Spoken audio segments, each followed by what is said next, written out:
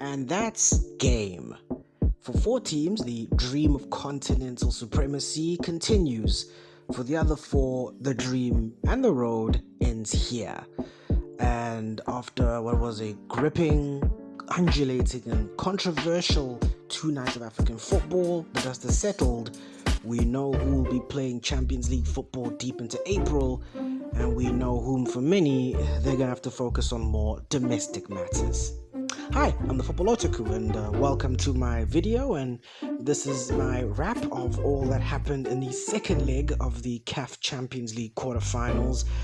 Much thank you to the growth and the success of my last video. If you guys are liking the content, you know what to do. Like, share, subscribe, even post a comment. I mean, it does help quite a fair bit, especially for a small, young channel that is trying to make a footprint on this big bad space that is the big YT. Anyway, enough about me, enough about my problems. Let's talk about the football, starting with cool heads will always prevail, and that was probably the motto that Mamelodi Sundowns had going into this match. They knew it was going to be difficult, they knew it was going to be hostile, and they knew Esperance were going to come at them with everything they had. It was going to be a much different Esperance from the one they played 7 days ago. And they were right, but how they handled the situation was mature, it was fantastic, and it was a truly phenomenal performance. I mean, we knew it was going to be a pretty hostile and incredible atmosphere. It was a typical big Champions League night at the Stade Olympique de Radez. The atmosphere was piping hot, and the pre-game show from Quaterfinals Tunis was quite a watch. I mean, if you look at the banner, it literally reads Togoloshi Haunts. You can't run, you can't hide. And the Sundowns representative looks a lot like former Sundowns player and Champions League winner from 2016, Tiani Sugar Mapunda. Maybe that's just me, or maybe I was watching the game with my glasses off, but for those who are not South African, probably don't understand that Togoloshi is essentially a demon or a malevolent entity that says to haunt those both in the living or essentially in the living realm. Let me just say that there's some great movies about it. I suggest you give them a nice watch. So already Sundowns knew they're going to be in for intimidating atmosphere, and the atmosphere was ramped up by 10 when Esperance had the first real chance of the game, literally in the first minute. Belaili with a free kick and just poured out by Williams before he gets into the back of the net for the early lead. Thankfully, it goes out for a corner. But Esperance started the game really, really intense. They started the game very, very hard, and they really pressed Sundowns and really had them under the cosh. On one end, I was a little bit surprised, thinking Esperance were going to be a little bit more patient. I mean, I did build this match as patience versus patience, but they really started hot, and they really wanted to get the fans going and really wanted to send the message to Sundowns that you're not going to be in for a very easy evening tonight. So it really did send a message to the Brazilians, but Sundowns handled the pressure pretty well. And in fact, by the time the 25th minute came around, Sundowns actually had more ball, which was a little bit crazy, because I always thought Esperance were going to have more ball, they were going to be a bit more creative, but it was Sundowns who were controlling the resources and to an extent controlling the tempo of the game. I mean, the atmosphere sort of dies down after the 20th minute, and Sundowns started to look a little bit more comfortable. Yes, Esperance were getting into a few dangerous areas, but it was more often than not Sundowns who were a lot comfortable, a lot more chill, and really motion to Esperance of you can't hurt me if you don't have the ball.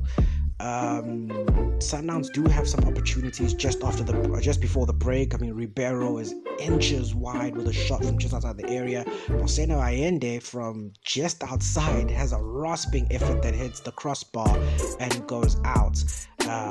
They get the tie ends 0-0. At least the first half of the second leg ends 0-0, and then we head into the second half.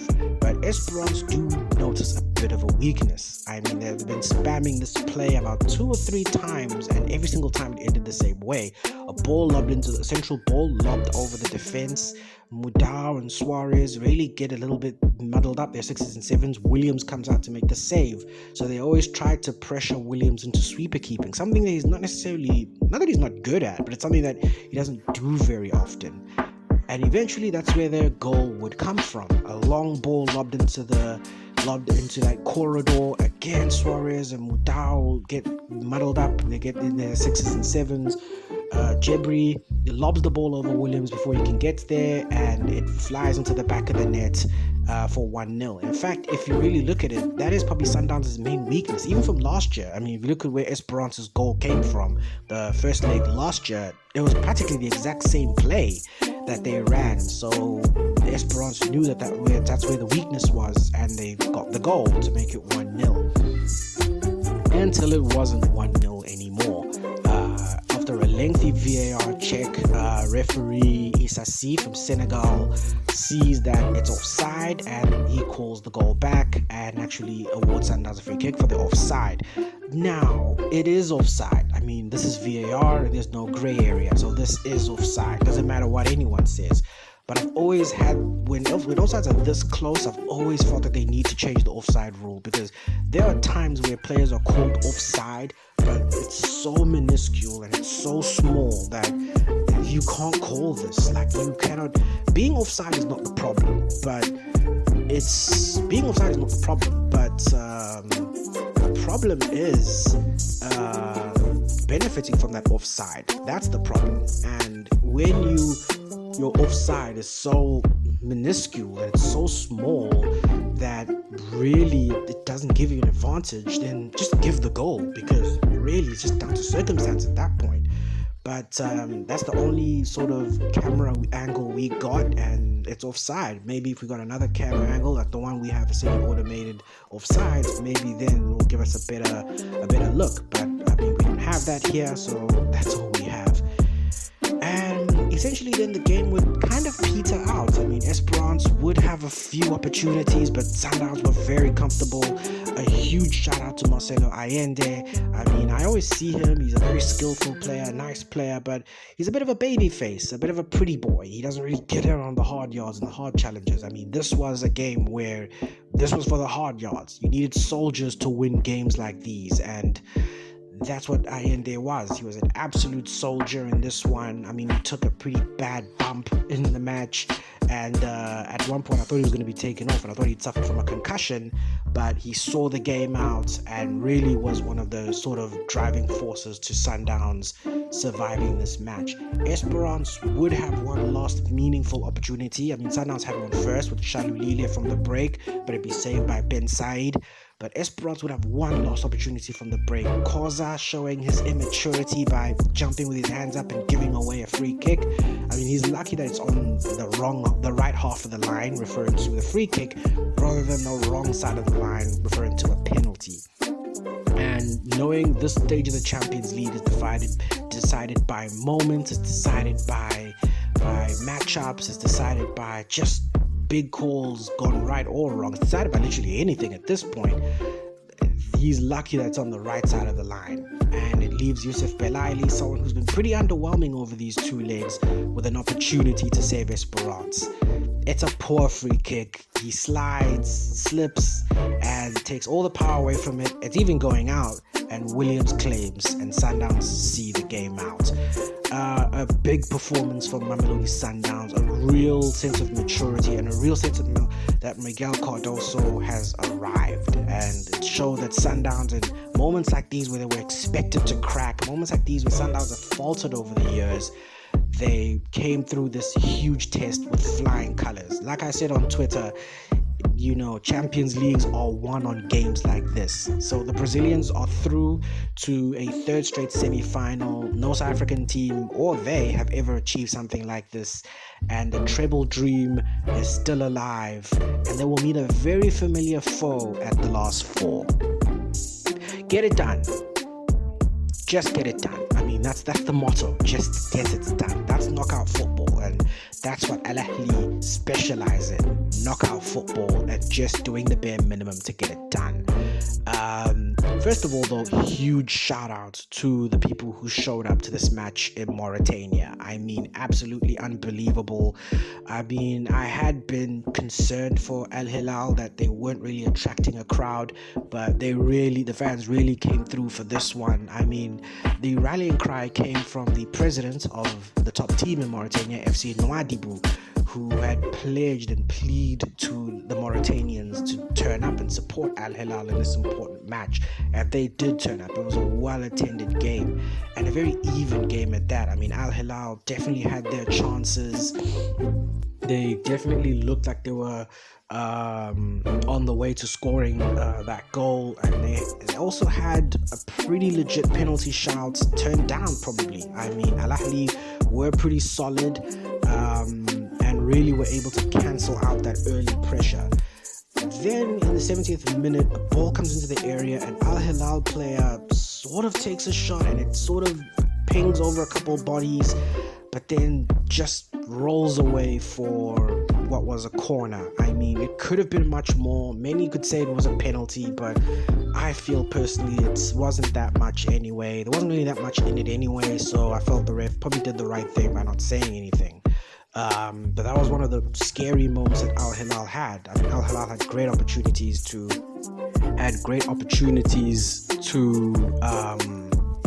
equalize, but then eventually, just as it is, you only need one chance. And for great strikers, for really on top strikers who are hot, bang on form, they only ever need one chance, and that's what Al Ahly got. A break into the area, a break into the Al Hilal area, a fantastic ball over from Taufik to find Imam, McGregor, Ashur, and he would slot it past the goalkeeper for the vital away goal, and surely the goal that will win them this tie. I mean, he's been on absolute fire this season. I think that's his 7th goal in the Champions League this season. He's been the danger man for Al Ahly this year, and in the big moments like that, I mean, the best players produce their best moments in big games like this, and he produced it, and it was the goal that essentially killed the tie dead. I mean, Al Hilal didn't really offer much resistance afterwards. Al Ahly sat on what they had and knew that they'd done enough, and eventually it would be the defending champions who would go through to the semi-finals. I mean, I've been critical of this Al Ahly team. It's a team that's sort of grown old together, the generation that has passed its sell-by date, but where that age comes, also comes experience. The experience to see games out, the experience to be able to handle that big game pressure and those big game moments that decide whether you progress or even win the Champions League, or you go home with full of regret. So Al Ahly will go through to yet another semi-final. For Al Hilal, it's been an incredible campaign. I mean, from what they've been having to deal with back home in Sudan, playing all their games practically in another country, and being so close to getting to the semi-finals. It's a commendable effort, but unfortunately they fell just short, and it will be the Red Devils going through to yet another semi-final. Oh, so near yet so far. I mean, FAR Rabat had a mountain to climb. 4-1 down from the first leg. They had an away goal, but they knew this was going to be difficult against a Pyramids team that are on a phenomenal run at the moment in the Egyptian Prem. I mean, it really, really was so near yet so far. The atmosphere had been building, and really the Black Army wanted to produce something absolutely special, and they got off to the perfect start with probably the goal of the group stage. I mean, a ball played in from the left, and Yassine Al-Fahli with a fantastic half volley scissors kick right into the corner right in the 8th minute. FAR starting with the right intensity that you need for a situation like this, and that sent the crowd wild. I mean, the atmosphere was already piping hot enough, but to score that goal and to make it 1-0, knowing that they only needed 2 more, was a huge boost for them, and it really gave the crowd hope. You always, in these games like these where you need to pull off phenomenal comebacks, you need to score first and score early and start hot, and that's what FAR Rabat did. They did create a few more opportunities, especially later into the half, but Pyramids were always there. And Fiston Mayele, who was one of the stars of the first leg, was always going to be one of those danger men for the men from Egypt, and he would get the goal that would essentially crush their spirits and crush their tie. Ball played into the area, he would extensively for a header, and it would go right into the net, and that was Pyramids' away goal, which meant all of FAR Rabat's hard work in Egypt now meant nothing. The tie was now at 5-2, and Pyramids needed 3, but this time 3 just to force extra time, well, to force penalties, because here in the CAF Champions League, in the event of a draw, we go straight to spot kicks. Until it wasn't, when VAR ruled this one out for offside, and again another huge roar from the FAR Rabat crowd. They would create a lot more opportunities as the tie went on, really trying to chase it, but you could tell that time was running out and they were really starting to get desperate, while Pyramids really were trying to be desperate in order to stop anything that their opposition were trying to create. They really overextended themselves at times and really gave away a lot of possession and a lot of space. And eventually the second goal would come, and it would come. The first goal came with 8 minutes on the clock. The next would come with 8 minutes left on the clock. The second goal would come in, it would be 2-0, and Pyramids needed to defend 1 goal. FAR needed 1 goal to win the tie on away goals. And they pushed for that remaining 8. They even pushed for 7 more that the referee gave, especially after the lengthy VAR check and the lengthy substitutes. But sadly, that goal never came, and the full-time whistle would go off, and Pyramids would qualify for the Champions League semi-finals for the very first time in their second appearance in the tournament. I would be incredibly surprised at this result. I mean, I didn't see this one coming. Again, I'll bring that up in a later video, but it was a phenomenal performance. I'm not going to say as mature as, say, Sundowns were, but it was a performance that Pyramids really could be proud of themselves. For FAR Rabat, they came so close, but a huge and a massive disappointment to, especially after a strong group stage, to go out like this is truly a disappointment. But for Pyramids, they're through to a first ever semi-final, and to see who they play, they would have to wait for the result in Johannesburg. Cup teams doing cup things. That's the Orlando Pirates way. I mean, they are a cup team and they thrive in these cup competitions, and just as it is, I mean, it's probably been the lesson this week throughout all 4 of these Champions League ties. You need maturity to win games like these, and especially maturity, whether it be maturity in terms of your gameplay decisions, but also maturity in terms of your behavior and maturity in terms of your emotional intelligence. And that's what Pirates showed in droves in this match. I mean, Pirates could have easily gone for the blunt and direct route, which was pile on the goals against USM Alger. I mean, you're at home, you're 1-0 up, you've got the away goal, you will most likely get more territory, more resources. Surely you will put this Algerian side to the sword.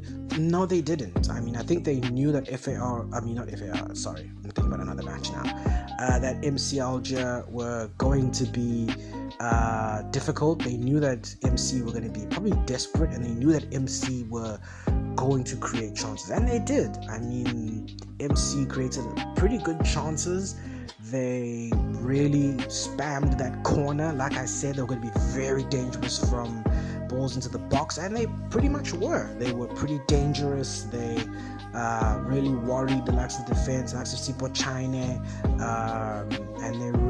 Dion Hotto, and you could feel that they definitely felt that they were holding their own. But Pirates showed that maturity you can only get from cup success that they've had over the years, or especially over the last couple of years under Rivera, and definitely now in this Champions League campaign. Now they would be so close to getting a goal. I mean, in the last minutes, a ball played into the area.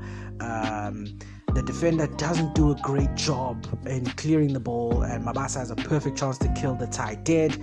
He puts it wide and hits the post. I mean, we'll let that one slide because of the situation, but I mean, Surely in more important games, you have to be putting chances like that away.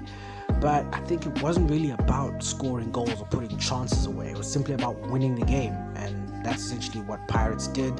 They blunted Maludia Club.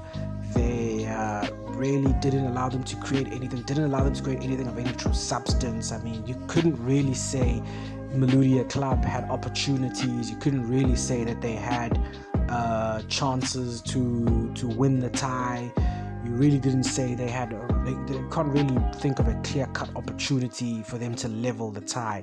So they really did a good job in progressing to the semi-finals, and it was emotional scenes at full time. I mean, the outpouring from the Pirates supporters, from Jose Rivero, the coach, shows you just how much this means. This is their first semi-final since 2013, their first African semi-final since 2022, and it's a team that very young. I mean, Bogazi just today, as per time of recording, got selected for the U20 Cup of Nations. It's a team that is growing well together, and the Jose Rivero farewell tour will have a few more dates added to its schedule. And really, you felt since Jose Rivero announced his leaving of Orlando Pirates at the end of the season, the players have had this togetherness of wanting to do it for them, wanting to do it for him, and wanting to send him off in the best way possible. And how best, in a way, than leading him to a Champions League semi-final, the biggest game he's probably ever going to coach. Of course, the emotional intelligence, I have to praise Pirates, because there were times where MC Alger were very antagonistic, especially towards the referee, especially towards their own players, especially to Pirates themselves. They were very antagonistic, very in your face to the referee.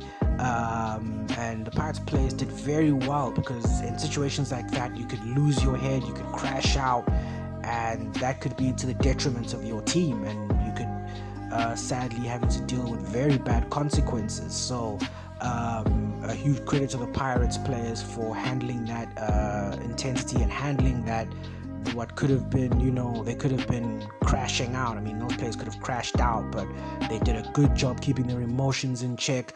Although they came very close to giving away a penalty right near the end. I mean, a ball comes into the area, Van Rooyen doesn't do good. He has this wild swipe which hits the MC Alger player in the midriff, and any other referee could give that a penalty. I mean, there probably are referees who see that and give it a penalty, but this referee probably chose against it. And really, you need to work on that, because like I said, Champions League hinges on moments. Games like these, moments, they are decided by moments, and that's something that he'll probably have to learn, especially heading into that semi-final. So but other than that, it was a joyous day for Orlando Pirates, a joyous day for South African football. A lot of history. For the first time, two South African teams will be in the semi-finals of the African Champions League, and a potential of an all South African final is now there. It is there, and whether you're a lover of the South African game, this is a great time for South African football on the continent, both for our clubs and for our country. And that wraps up the quarterfinals, and these are the semi-finals, and it will be a rerunning of what is probably going to be one of the great rivalries on this continent in terms of football nations, South Africa versus Egypt, especially at the club level.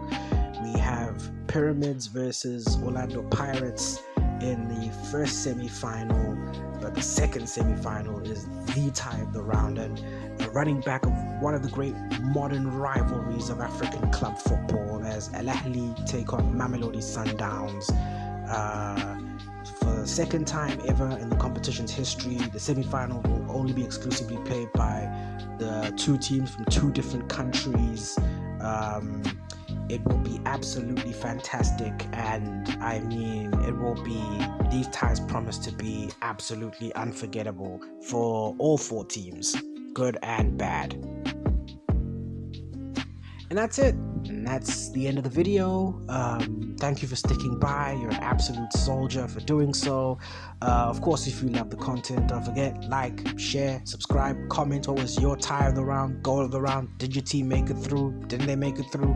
What went right? What went wrong? Was it offside? Was it not offside? Do you believe in demons or not?